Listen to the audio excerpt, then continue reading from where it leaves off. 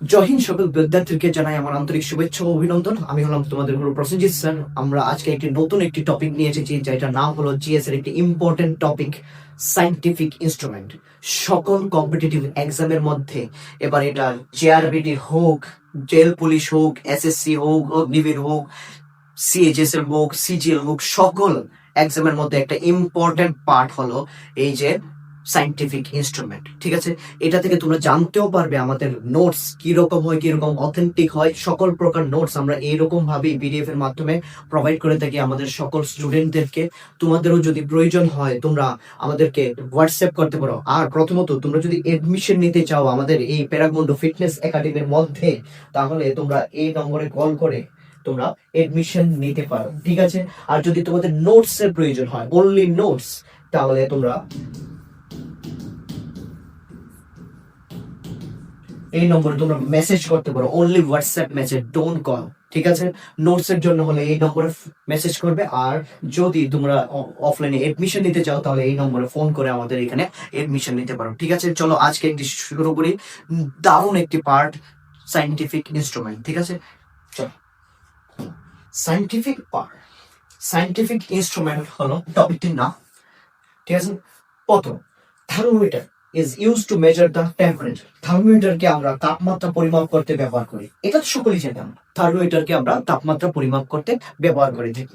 আরো কি আছে দেখ, বায়ুর গতি পরিমাপক যন্ত্রটির নাম হলো এনিমোমিটার। বায়ুর গতি পরিমাপক যন্ত্রটির নাম কি? এনিমোমিটার। এটা কখন এসেছিল? এসএসসি সিএইচএসএল 2016-2019 এসেছে। বায়ুর গতির পরিমাপের যন্ত্রটির নাম কি? এনিমোমিটার। ঠিক আছে, মনে রাখবে।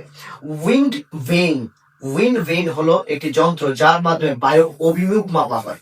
ঠিক আছে, যদি কয় বায়ুর অভিমুখ গতি কি জিনিসের দ্বারা মাপা হয়, তুমি বলবে এনিমোমিটার। বায়ুর মানে অভিমুখ দিকটা কোন দিকে হবে এটা জানার জন্য আমরা কি ইউজ করি? উইন্ড ভেইন বা উইন্ড কক ইউজ করে থাকি। ঠিক আছে, উইন্ড কক আরেকটা মনে রাখবেন। নেক্সট,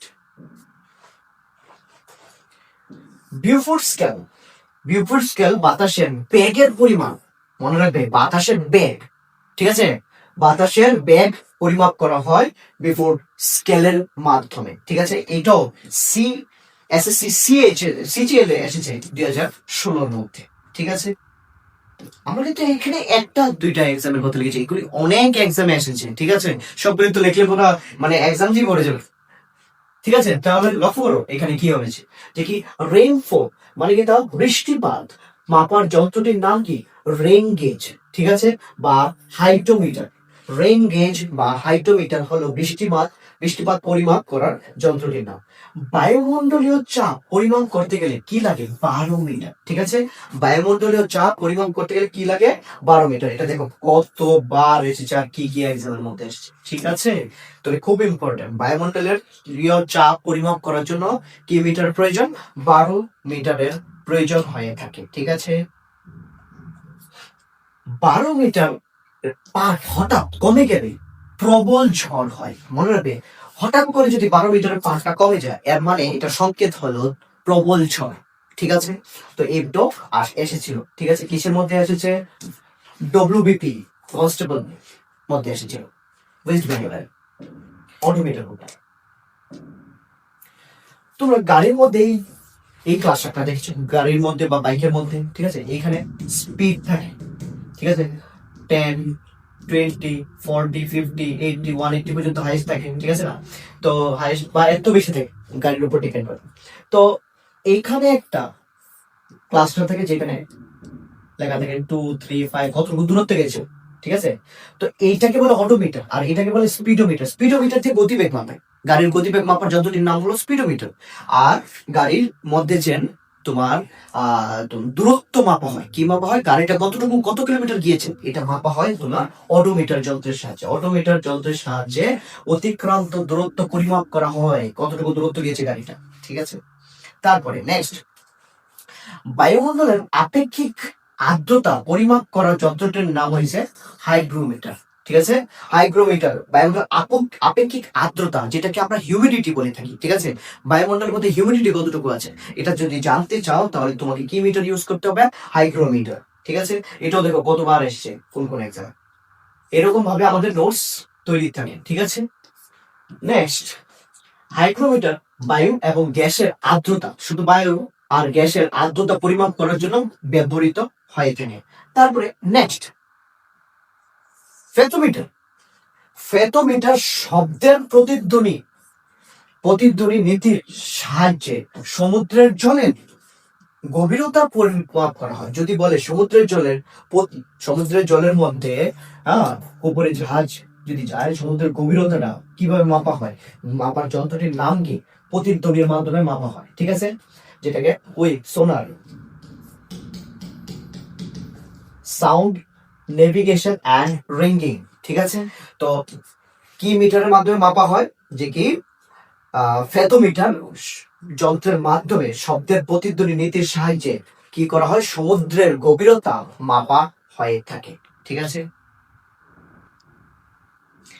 দেখো পেরিস্কোপ দেখো কি হয়েছে, পেরিস্কোপ সাবমারিনের মধ্যে সমুদ্রের পৃষ্ঠের উপরে যে বস্তু দেখতে গেলে, এই জলের মধ্যে তোমরা দেখছো যে কি সাবমারিন থাকে, ঠিক আছে না।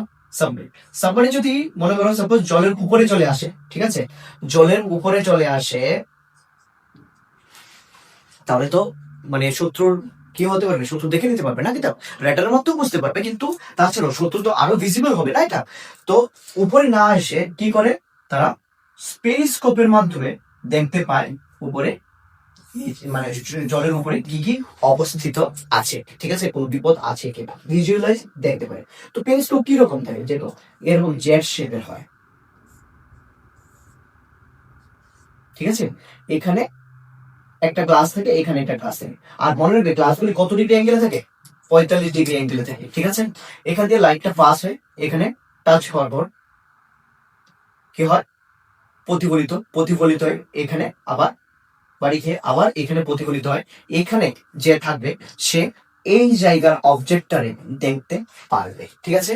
তাহলে তোমার মানে সমুদ্রের উপরে আসার দরকার নেই, সাবমারিনটা নিচে থেকে, জলের নিচে থেকেই পেরিস্কোপের মাধ্যমে উপরের অবস্থিত বস্তুকে দেখতে পারবে, ঠিক আছে। তো এটা ওকে বলে কি, পেরিস্কোপ। মনে রাখবে অ্যাঙ্গেলটা কত ডিগ্রিতে থাকে, 45 ডিগ্রি অ্যাঙ্গেলে থাকে। নেক্সট, তারপরে কি বলেছি দেখো, টোনোমেট্রি। টোনোমেট্রি হলো চোখের ভিতরে চাপ পরিমাপ করতে একটি পরীক্ষা। টোনোমেট্রি হলো চোখের ভিতরের যে চাপ, চোখের ভিতরে আমাদের লেন্সের ভিতরে জল থেকে, ঠিক আছে, ওই চাপটা পরিমাপ করার জন্য একটি পরীক্ষা। নেক্সট, রক্তের চাপ পরিমাপক যন্ত্রটির নাম হলো স্ফিগমোনোমিটার, ঠিক আছে, এটা অনেকবার এসেছে। নেক্সট, বর্ণালী পরিমাপক যন্ত্রটির নাম হলো স্পেকট্রোমিটার। স্পেকট্রোমিটারের মাধ্যমে বর্ণালী পরিমাপ করা হয়, ঠিক আছে। দেখো বর্ণালী, যেমন কি কোন একটা প্রিজম, এটা একটা প্রিজমের মধ্যে দিয়ে সাদা লাইট পাস করলে এটা 7টা কালারে ভাঙে। যদি কয় বর্ণালী মানে প্রিজমের মধ্যে দিয়ে সাদা লাইট পাস করলে কয়টা কালারে ভাঙে, 7টা কালারে, এইরকম ভাবে 7টা কালারে ভাঙে, ঠিক আছে। তো 7টা কালারের সিরিয়াল আছে, কিভাবে সিরিয়াল এটা দেখো, আমাদের বাঙালির মধ্যে একটা টাইটেল আছে রয়, ঠিক আছে। রয়কে বললে জিবি, আমাদের ত্রিপুরার মধ্যে একটা হাসপাতাল আছে জিবি হাসপাতাল, তো ওকে বলে রয় জিবি আইভি, তুমি কি জিবি আসবি, মানে রয় জিবি আইভি। আর মানে হলো প্রথম কালারটার নাম হলো রেড, ও মানে হলো অরেঞ্জ, ঠিক আছে। ওয়াই মানে হলো ইয়েলো, জি মানে হলো গ্রিন, পি মানে হলো ব্লু, আই মানে ইন্ডিগো, ভি মানে ভায়োলেট, ঠিক আছে। ওই যে সূর্য থেকে অতি বেগুনি রশ্মি, ভায়োলেট মানে অতি বেগুনি রশ্মিটাকে আসতে কি করে দেওয়া হয়, বাধা দেওয়া হয়। অতি বেগুনি রশ্মিকে কে বাধা দেয়, ওজোন স্তর বাধা দেয়। ওজোন স্তরের সংকেত কি, O3, অক্সিজেন 3টা, ঠিক আছে, O3। তো মনে রাখবেন এই যে বর্ণালী গুলি আছে, এটা কি মিটারের মাধ্যমে পরিমাপ করা হয়, স্পেকট্রো মিটারের মাধ্যমে। এরপর হলো লেক্টোমিটার। দেখো, দুধের পিউরিটি চেক করার জন্য, দুধের বিশুদ্ধতা পিউরিটি চেক করার জন্য যে মিটারটা ইউজ করা হয় ল্যাক্টোমিটার, ঠিক আছে।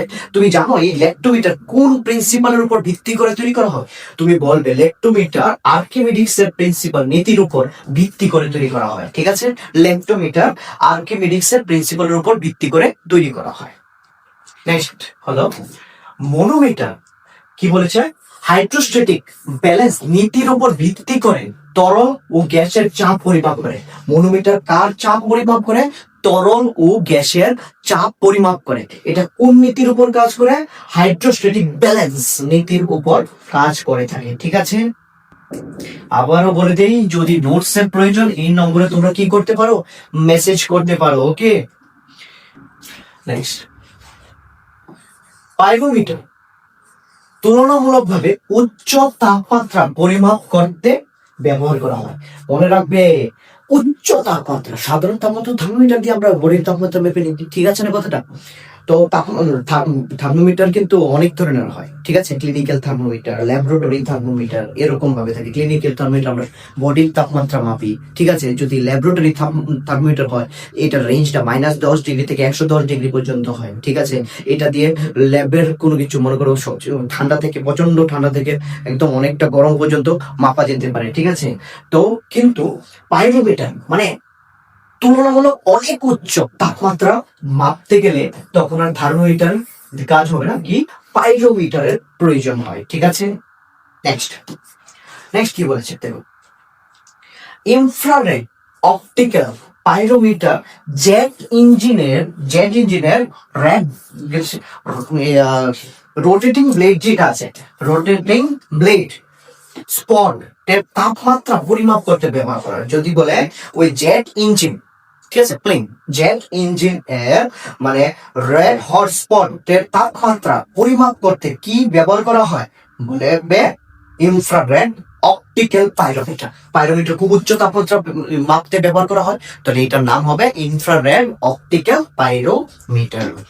ভোল্টমিটার, ভোল্টমিটার দিয়ে বিভব পার্থক্য মাপা হয়, ঠিক আছে? ভোল্টমিটার দিয়ে কি পটেনশিয়াল ডিফারেন্স মানে বিভব পার্থক্য মাপা হয়। ভোল্টমিটার, ভোল্টমিটার দিয়ে সেটা দুইটা, একটা তারের মধ্যে দুই জায়গার মধ্যে, মনে করো দুই জায়গার মধ্যে পার্থক্যটা মাপা হয়, ঠিক আছে? এখানে ভোল্টমিটার কানেক্ট, ভোল্টমিটার সমান্তরাল ভাবে কানেক্ট হয়, প্যারালাল। তারপরে স্টেথোস্কোপ, স্টেথোস্কোপ কি হয়, কি করে দেখো, টেলিস্কোপ একই বস্তুকে দুইটি ভিন্ন ছবি একসাথে দেখার জন্য ব্যবহার করা হয়। দুইটা ভিন্ন ছবি একসাথে দেখার জন্য কি ব্যবহার করা হয়? টেলিস্কোপ ব্যবহার করা হয়, ঠিক আছে? টেথোস্কোপ, সবাই জানে এটা টেথোস্কোপ। টেথোস্কোপ তো মানুষের বা প্রাণীর স্পন্দন মাপতে ব্যবহার করা হয়, ঠিক আছে না?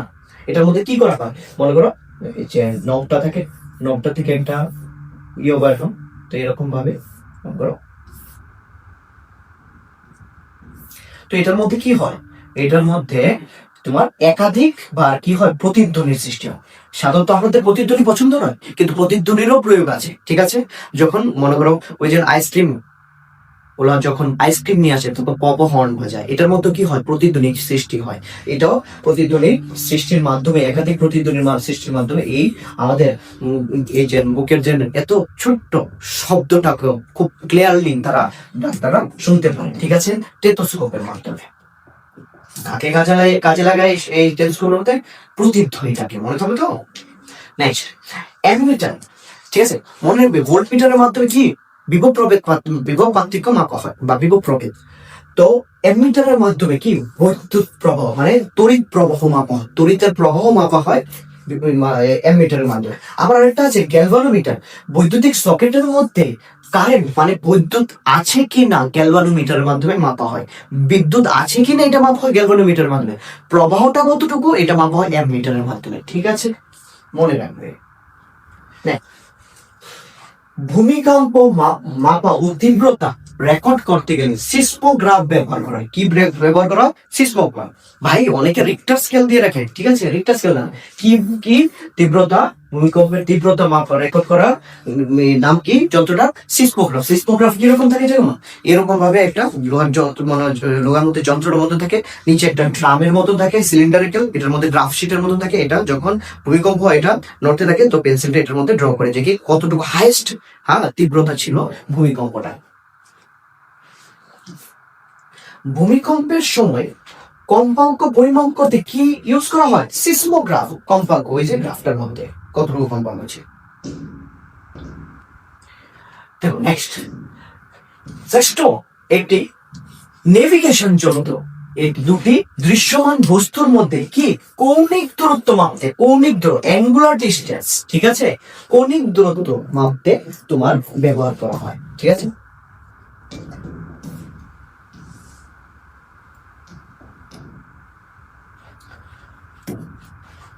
আকাশে বা সমুদ্রের নীলতা পরিমাপ করার যন্ত্রটির নাম হলো সাইনোমিটার, ঠিক আছে। আকাশে বা সমুদ্রের নীলতা পরিমাপ করার যন্ত্রটির নাম হলো সায়ানোমিটার, মনে রাখবে, মনে হয় প্রথমবার শুনেছ সায়ানোমিটার। নেক্সট, আল্টিমিটার একটি নির্দিষ্ট স্তরের উচ্চতা, দেখো অল্টিমিটার কি করা হয়, একটি নির্দিষ্ট স্তরের উপরে ওঠা বিমানের উচ্চতা পরিমাপ করতে ব্যবহার করা হয়, ঠিক আছে। বিমান একটি নির্দিষ্ট স্তরের উপরে উচ্চতা পরিমাপ করতে গেলে বিমানের কি করা হয়, কি মিটার ইউজ করা হয়, অল্টিমিটার ইউজ করা হয়, ঠিক আছে। এরকম ভাবে সাইন্টিফিক ইনস্ট্রুমেন্টের মধ্যে থেকে কোশ্চেন আসলে আশা করি এইগুলি থেকেই আসবে, 99% টাইম এইগুলি থেকেই আসে, ঠিক আছে। তোমাদের কি রকম লাগলো আজকের ভিডিওটা তোমরা কমেন্ট করে জানাবে। যদি ফেসবুকে দেখো তাহলে তোমরা নিশ্চয়ই ফলো করে নেবে এবং লাইক করে নেবে, ঠিক আছে। আর যদি তোমরা ইউটিউবে দেখো, ইউটিউবে আমরা এখনো ছাড়িনি, বাংলা ক্লাসটা শুরু হয়নি, আমাদের কমান্ডো স্টাডিজ চ্যানেল মধ্যেই হিন্দিতে ক্লাস করানো হয়, কিন্তু বাংলার জন্য স্মার্ট আইকিউ ইউটিউব চ্যানেল কে তোমরা সাবস্ক্রাইব করে নেবে, কারণ এটা ভেরিফিকেশন চলছে, এখন থেকে আমরা বাংলাতে ইউটিউবের মধ্যেও ক্লাস করাবো, ঠিক আছে। তাহলে তোমরা সকলেই আমাকে জানাবে যে কি রকম লাগলো। যদি তোমাদের নোটস পছন্দ হয় তোমরা নোটসের জন্য ইনকোয়ারি করতে পারো, ঠিক আছে। তোমাদেরকে সকলকে অসংখ্য অসংখ্য ধন্যবাদ আমার এই ভিডিওটিকে দেখার জন্য। আর আরেকটা জিনিস, সকল প্রকার যারা যেই প্রকার কম্পিটিটিভ এক্সামের জন্য তৈরি করছো, আমি তাদেরকে বলবো জুড়ে থাকো, এই বছর যাতে তোমাদের জব নিশ্চয়ই হয় এটার আমি প্রার্থনা করবো। আর তোমাদের কনফিডেন্স লেভেল যাতে বুস্ট হয় এটার দিকেও তোমরা কিন্তু মনোযোগ দিয়ে রাখবে, যাতে তুমি অন্যদের থেকে যাতে মোটিভেট না হও, তোমাকে দেখে যাতে অন্যরা মোটিভেট হয়, ঠিক আছে। চলো, জয় হিন্দ, বন্দে মাতরম।